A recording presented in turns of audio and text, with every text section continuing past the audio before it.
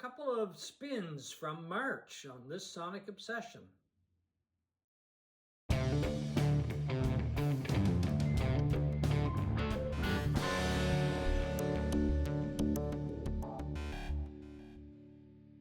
Hi folks, I'm John Whidden. Right over there beside me is Steve McLeod. And welcome to this Sonic Obsession. Today we're going to talk about a couple of our spins that got a lot of spins rather in the month of March. I know it's April, but just April. Today it's the spotlight will be on Neil Young, a new album, but not really new. And Steven Wilson, yes, definitely a new album. So over to you to get the ball rolling. Yeah, I'll start with Steven Wilson's new studio album, solo recording, The Overview. It's his 8th solo recording after many, many albums with his previous band, Porcupine Tree. Also, one of the busiest guys in the music industry, was remixing classic prog bands like Jethro Tull and King Crimson and Yes and all of these bands, plus making a million albums with his own work and also collaborations with other people like with Blackfield and Bass Communion. Just an amazing musician in that. And this was suggested this was going to be a return to full-on prog by Steven Wilson. And I guess it is. It certainly has, some of the prog tropes or stereotypes, I guess. Only 2 songs on this album, 1 long song on each side, which is kind of proggy. Very proggy, yeah. And the songs comprise numerous suites, each one, which is very proggy. Very proggy, yes. I don't know where else you would find that other than in Prague. Yeah, so. And it has a very kind of spacey subject matter, which is very proggy. Okay, I guess it's safe to say it's a proggy album. If it quacks like a progger and walks like a progger, it's a prog album. It's a progger, yeah. And they actually call him now, I noticed, the prog father. Do they? Oh yes, Okay. That's kind of popped into the lexicon. Yeah, and the overview refers to the psychological condition that some astronauts get when they go into space. It's called the overview effect. They go into space and they realize when faced with the enormity of space and the enormity of the universe that the Earth is just a tiny little blip in this. Very much so, yeah. And the fragility of Earth as a result, and it's called the overview effect. So this album deals with that, and it is a kind of a spacey sounding album, as you would hope and expect with that kind of subject matter. And when it comes to prog. When it comes to prog. When I first heard it, I wasn't that crazy about it. I just didn't think it was anywhere near his best work. But I've listened to this album probably a couple of dozen times since first streaming it on Tidal and then buying the album version and the LP version. And I love it. It is one of those grower albums that we talk about a lot. Yeah. That albums that don't really strike a chord at first, but the more you hear it, the more you like it. And I do with this. Well, I find that's very common when it comes to prog in general. Yes. I've listened to the Wilson album, not as many times as you. I like it. I've always liked Steven Wilson. Does it blow me away? Not really. But to be very honest, none of his stuff has ever blown me away, not like you. But I find that it's something that happens with almost every prog album that I've ever bought. I'll listen to it, it's okay.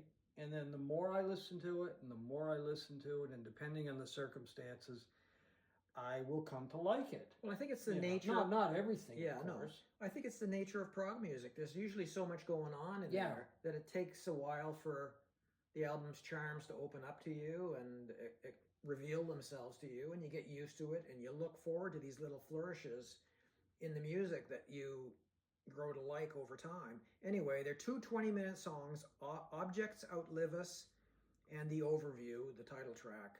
And of the 2, I like the first one best, Objects Outlive Us. I just think it's tremendous. On this album, he has a couple of regular guys that he's performed with live and in the studio for quite some time. Adam Holzman, the keyboard player who we've talked about before. He used to be in Miles Davis's Road Band. And Yeah, son of Jack Holzman, the founder, I believe, of Elektra Records. yeah. So he's on this album, and his son Russell is a drummer, and he plays on this album too. And Russell Holzman? yeah, Oh, okay. yeah, he's just a young, very good drummer. And who else is on this? Randy McStein plays guitar, and Randy McStein has been on a couple of Wilson's albums as well as playing live, and just a fantastic guitar player. Colin Blundell also does some drums, and of course Wilson does a lot of the rest of the music in this. Well, he is a multi-instrumentalist, yeah. Yeah, I mean, and- not only a fantastic producer, but especially with keyboards and guitar. Yeah.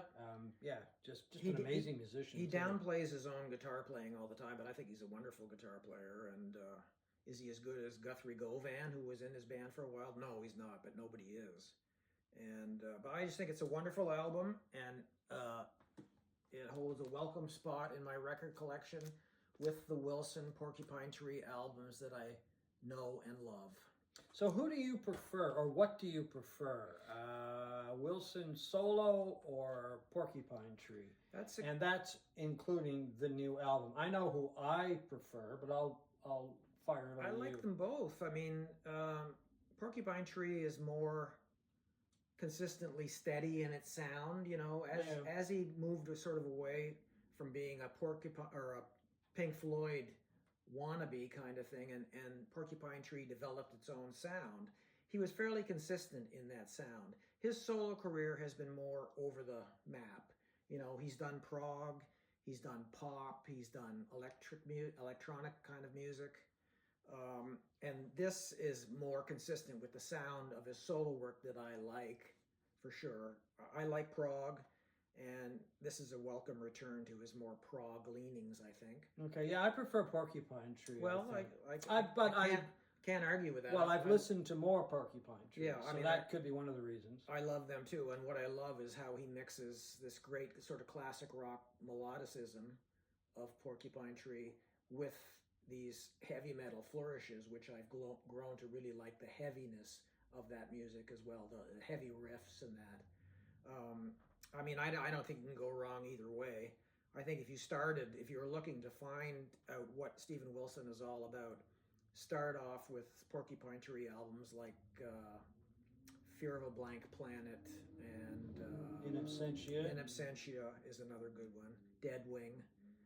And that'll give you an idea of what the Porcupine Tree is about. And then this stuff is where he gets kind of more adventurous and branching away from that sound. Yeah, no, it's a good album, and you know, as I say, I haven't listened to it as much as you have. I did enjoy listening to it. I would say stick with it. Listen to it more, yeah. Listen to it more if you're a little not on side. No, because I think he is an extremely talented musician, producer, arranger, you name it. He seems to be able to do everything and do it very well. So that takes us to another guy that has done a lot of really good work over the years too. Put out a lot more albums than Steven Wilson. Probably put out a lot more albums than almost anybody. Neil Young, and his new one is Oceanside Countryside. Yeah, it's his latest in the Archive series. Yeah. It's his latest of the Lost albums. Yes, yeah. Which is, I don't know what to think about all of this. Well, I'm getting very cynical Yeah. about the whole thing, to be honest with you. I mean, it's a wonderful sounding record, Yeah. and it fits, and it sounds like it belongs in his mid-70s or his 1970s canon of great albums. Yeah, I think it was recorded in 77, wasn't it? May to December of 77. But just before Comes a Time came out, which is one of my favorite period. Yeah, it's one of my favorite Neil Young albums. Yeah, of the 1970s. This sort of acoustic Harvest-like in a way. Yeah. It's an album that seems to get overlooked for some reason. I don't know why. And I think it's a 5-star album. So do I. Like almost everything else he put out in the 1970s. But this sort of Lost thing, how many Lost albums can you have? Well, the thing is that okay, they're lost albums, but the tracks pop up on other albums. Absolutely. So, because I don't think there's a track on Oceanside Countryside that hasn't come up in one form or another on another album. No. Okay. You know, if it's not on a studio album, it could Live. It could be on live, or it could be on archives. Yeah. You know, his re-releases. So yeah, the whole lost album concept, it's a great marketing thing. Mm-hmm. He takes great pride in promoting the fact that they were recorded analog. And I like the album. How could you not like it? Because it's one of his most fertile times. I mean, Yeah. he was putting out amazing stuff. But I think it's it's just this whole lost thing, and then he releases these albums and says they were done, and then other tracks showed up on other albums, and it's like, as I said, I'm becoming very cynical because it's almost like it's a marketing thing. You know? Well, he said this is a quote from me. It's on his website. Listening to it now, I think it should have been put out back then. Had he put this out in 1977, I have no doubt it would be regarded as one of his best albums of that period. Oh yeah. But then comes a time wouldn't have come out, and on this album, Going Back and Human Highway are two of the songs that appear on the on Oceanside Countryside. They wouldn't have the same versions. They're not exactly the same versions on the new album. Neil Young sings the backup harmonies, and on this, it's the great Nicolette Larson, which added a lot to that absolutely. album, and she just had this wonderful voice. Yeah. And Neil and her together, it was a great sound, an amazing sound. Maybe if he had released Oceanside Countryside back then, we'd be getting Comes a Time now. I mean, I don't know. But it's, as I say, I don't want to sound too cynical about it, because there are completists out there who want everything. Well, that's what I would recommend it for completists. Yeah, me because too. it is a fantastic album. It is a fantastic sounding album. But for instance, Pocahontas is on the new archival release. It was also on another lost album, Hitchhiker. Yeah. You know, so as was Captain Kennedy, I think, is on this, wasn't it? Yeah, Captain Kennedy. So, you know, how many lost albums can you have? Well, I mean, that's just it. And when will they end? And, you know, like, are they really lost albums? Are they complete albums? Or is he just taking stuff recorded from that era and putting it together as an album and saying it's a lost album? I don't know. But there was something, I read a headline or an article about a lot of people are saying Neil is trying their patience with some of these releases, Right. because they're not really getting anything new. They're getting, I guess, as I said, a complete package, or for completists, they kind of complete the package. I'm not a completist. I don't need everything. No. I love Comes a Time and always will. Oceanside Countryside, not so much. I mean, you know. I mean, like all his albums, they are wonderful sounding. I mean, if people took the same care as Neil does in the recording process, the mastering, the cutting it to vinyl, that, you know, Chris Bellman does all of these albums, all of the reissues of his. I've never bought any of Neil Young's reissues where I had a problem with the vinyl. Oh, no, me either. It is immaculate. They sound wonderful. For a guy you couldn't possibly have decent hearing left. Yeah, well, when you've seen Neil live with Crazy Horse. Yeah, that's true. How he ends up having such great sounding albums, I don't know. He's either got, you know, eardrums made out of titanium, or he has people around him with better hearing and ears, and people that he trusts. That he relies on, yeah. And he's still turning up the volume. Saw him last year, about a year ago, and it was loud. So. Yeah.